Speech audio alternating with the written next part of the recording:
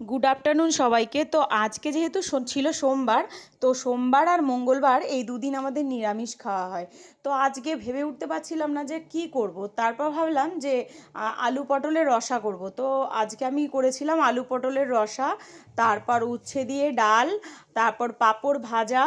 আর তো দেখো আলু পটলের রসাটা আমি কিভাবে করছি পরে মেনুগুলো শেয়ার করছি। আর পটলটাকে প্রথমে আমি ভালো করে গোল্ডেন ফ্রাই করে নিয়েছি। আর এইদিকে দেখো জিরে, সামান্য একটু রসুন আর একটু আদা। নিরামিষের দিন কিন্তু আমার বাড়িতে রসুনটা চলে, পেঁয়াজ খাই না।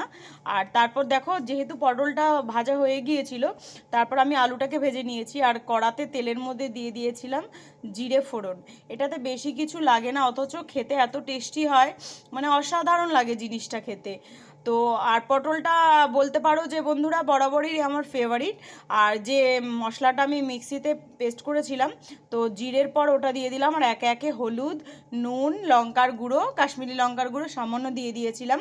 দেওয়ার পরে দেখো ভালো মতন একটু কষে নিয়েছি। যখন দেখলাম যে মানে হালকা তেল মতন ছেড়ে দিয়েছে, তখন এবার আমি আলু আর পটল যে ভাজাটা ছিল সেটা দিয়ে বেশ খানিকক্ষণ মানে কষবো। এ দেখো আলু আর পটল দিয়ে দিয়েছি।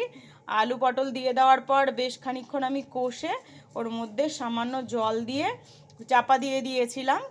এই দেখো সামান্য জল দিয়ে চাপা দিয়ে দিয়েছিলাম, প্রায় হয়েই গেছে। এই তোমার এবার এর মধ্যে হচ্ছে একটু মানে যেহেতু কষা হয়ে গিয়েছে, এবার এর মধ্যে একটু জল দিয়ে দিলাম। এবার জল দেওয়ার পর বেশ খানিকক্ষণ, যতক্ষণ না আলুটা সেদ্ধ হয়, তো ততক্ষণ হচ্ছে মানে আমি স্টিমটাকে একদম লো করে রেখেছিলাম, তাহলে জিনিসটা ভালো সেদ্ধও হয় আর খুব ভালো লাগে। এই দেখো হয়ে এসছে আমার আলু পটলের রসা। তার মধ্যে ঘি দিয়ে দিয়েছিলাম। আর তোমার গরম মশলাটা স্কিপ হয়ে গেছে, দেখানো হয়নি বন্ধুরা, একা হাতে যেহেতু ক্যামেরা করতে হয়, তো সেহেতু এই দেখো আলু পটলের রসা হয়েছে, উচ্ছে দিয়ে মুগের ডাল হয়েছে। আর এই দেখো এই যে আলু পটলের রসাটা একটু ভালো করে দেখালাম আবার তুলে। আর এই দেখো এটা হচ্ছে সজনে পাতা ভাজা, আর খানিকটা উচ্ছে আমি তুলে রেখেছিলাম যেহেতু মটর ডাল মুগ ডালটা আমি খাই না। আর এই দেখো ভাত, আর এই লম্বা